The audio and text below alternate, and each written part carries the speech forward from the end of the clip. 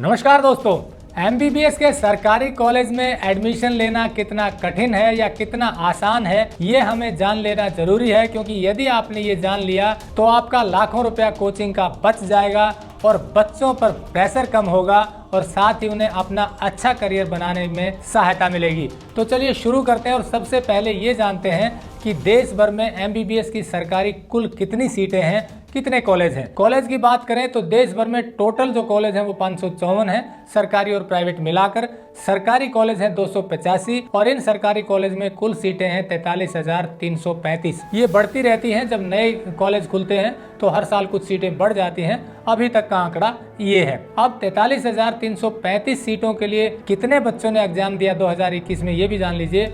इस बार नीट में 16,14,000 बच्चों ने रजिस्ट्रेशन करवाया, जिनमें से करीब 95% बच्चों ने टेस्ट दिया, यानी कि 15.5 लाख से बच्चे नीट के एग्जाम में बैठे। इन सब बच्चों की कोशिश यही थी कि इन्हें सरकारी एमबीबीएस कॉलेज में एडमिशन मिल जाए, इनकी रैंक इतनी आ जाए जिससे कि इनकी सीट सुरक्षित हो जाए।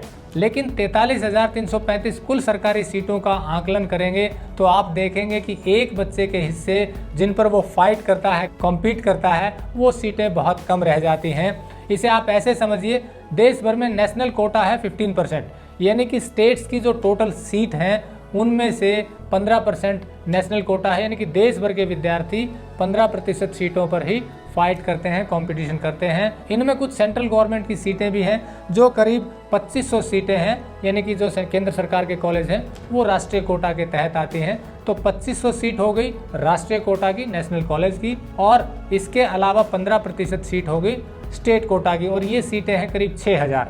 तो कुल मिला के 8,500 कुल ऐसी सीटें हैं जिन पर देश भर के विद्यार्थी कॉम्पीट करते हैं। इसके बाद हर विद्यार्थी अपने स्टेट में ही कंपटीशन करता है। मतलब अगर कोई हरियाणा से है और उसमें 1000 सीटें हैं तो वो 1000 सीट में से 85% जो सीटें बच गई हैं उन पे कंपटीशन करेगा। ऐसे ही महाराष्ट्र में या उत्तराखंड में कहिए या देश के किसी भी स्टेट में जितनी सीटें हैं, राज्य के जो कॉलेज हैं उनमें वो फाइट करेगा।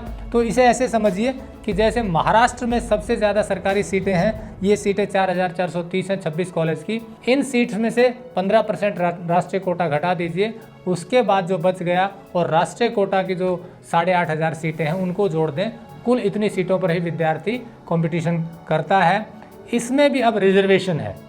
राष्ट्रीय कोटा का रिजर्वेशन कैटेगराइजेशन देखें तो SC, ST, economically weaker section, OBC, general, physically handicapped, इन सब में अगर सीटें बांटें जो कुल 8,500 सीटें हैं तो आप पाएंगे कि SC में करीब 1270 सीटें हैं, ST में 635 सीटें हैं, OBC नॉन क्रीमी लेयर 2287 सीटें हैं, EWS इकोनॉमिकली वीकर सेक्शन 1847 सीटें हैं, फिजिकली हैंडीकैप की 423 सीटें हैं और जनरल कोटे की करीब 3000 सीटें हैं।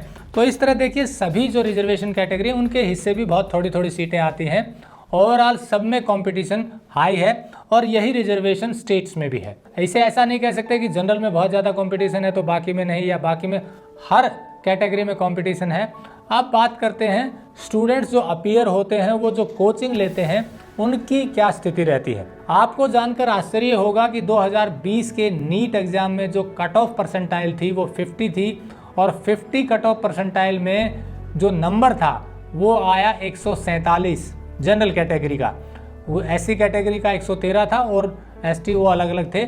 मतलब 147 नंबर से नीचे 50% विद्यार्थी हैं। परसेंटाइल का मतलब यही है कि 50 परसेंटाइल है तो 50 से ऊपर, यानी कि परसेंटाइल का यही मतलब है कि यदि 147 नंबर पे परसेंटाइल कट ऑफ है तो 147 से ऊपर 50% बच्चे हैं जिन्होंने नंबर लिए हैं और 147 से नीचे 50% रह गए। अब आप ये देखिए कि 2020 में करीब 13.5 लाख बच्चों ने टेस्ट दिया था नीट का, उसमें से आधे बच्चे 147 नंबर भी नहीं ले पाए। इनमें से कोचिंग भी ली होगी बहुत ने, और कोचिंग लेने वाले बच्चे भी जो कंपटीशन लड़ा उनमें आप देखिए पिछली बार 615 जनरल कैटेगरी की कट ऑफ थी ज़्यादातर स्टेट्स में। तो इस तरह से उससे नीचे ही लाखों बच्चे थे। अब बात यह है कि कंपटीशन की तैयारी करते हैं, कोचिंग भी दिलवाते हैं, कई हज़ार करोड़ रुपए आप खर्च भी करते हैं, तो गड़बड़ कहाँ है। कोचिंग लेने के बाद भी यदि कट ऑफ परसेंटाइल केवल 147 है तो इसका मतलब ये निकल कर आता है कि या तो आपने बच्चे को ज़बरदस्ती मेडिकल फील्ड दिलवा दिया, या बच्चे का इंटरेस्ट नहीं था, या बच्चे ने सिर्फ करियर को ध्यान में रखते हुए कि भाई नॉन मेडिकल और मेडिकल में से कुछ तो लेना है तो मेडिकल ले लिया, और मेडिकल लिया है तो चलो तैयारी शुरू करते हैं, नीट का पेपर देकर देख लेते हैं। शायद इसीलिए इतने कम नंबर इतने ज़्यादा बच्चों के रह जाते हैं। अब बात यह है कि आप किन बच्चों को मेडिकल फील्ड दिलवाएं, किन की कोचिंग करवाएं, ताकि आपका पैसा व्यर्थ न बहे और बच्चे का करियर भी बढ़िया बने। 10वीं के बाद हमें ये डिसाइड करना होता है कि बच्चे को मेडिकल दिलवाएं, नॉन मेडिकल दिलवाएं, कॉमर्स दिलवाएं, आर्ट दिलवाएं या कोई सब्जेक्ट और दिलवाएं जिससे उसका बेहतर करियर बने। हम सबकी, माता पिता की और बच्चे की भी यही चाहत होती है कि अच्छा करियर बनाना है, जिसमें करियर की ज़्यादा संभावनाएं हैं वो चुनते हैं। जबकि होना ये चाहिए कि आप 10वीं तक आते आते ये देख लें कि बच्चे की रुचि क्या है।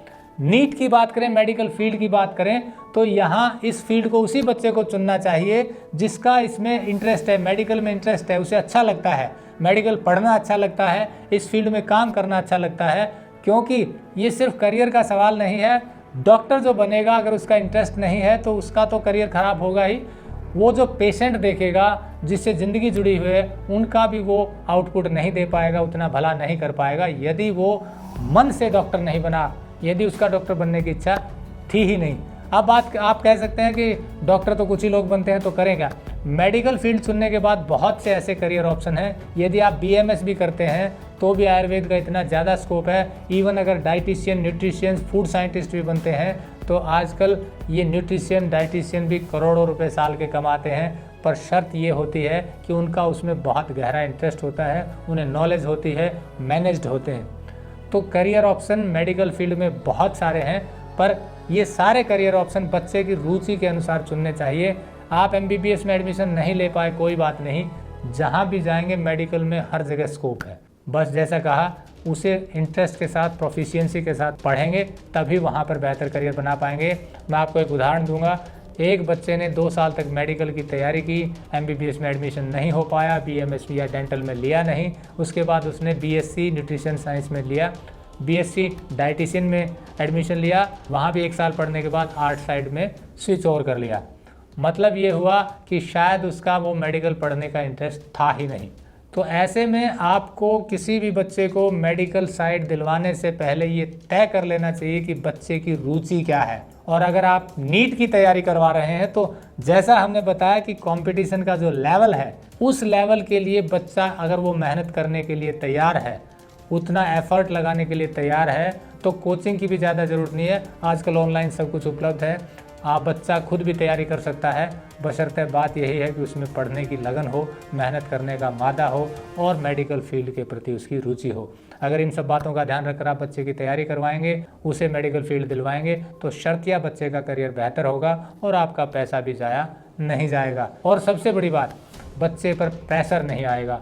हमने पिछले वीडियो में दिखाया था कि कई बच्चे ज़्यादा प्रेशर के कारण आत्महत्या भी कर लेते हैं, सुसाइड भी कर लेते हैं या मानसिक तनाव में चले जाते हैं। तो इन सब चीज़ों से भी बचेंगे और बच्चे का अच्छा करियर बना पाएंगे। अगर वीडियो अच्छा लगा हो तो इसे लाइक और शेयर ज़रूर करें। हमारी कोशिश है कि हमारे वीडियो से आपके जीवन में बदलाव आए, बेहतरी आए। नमस्कार, जय हिंद।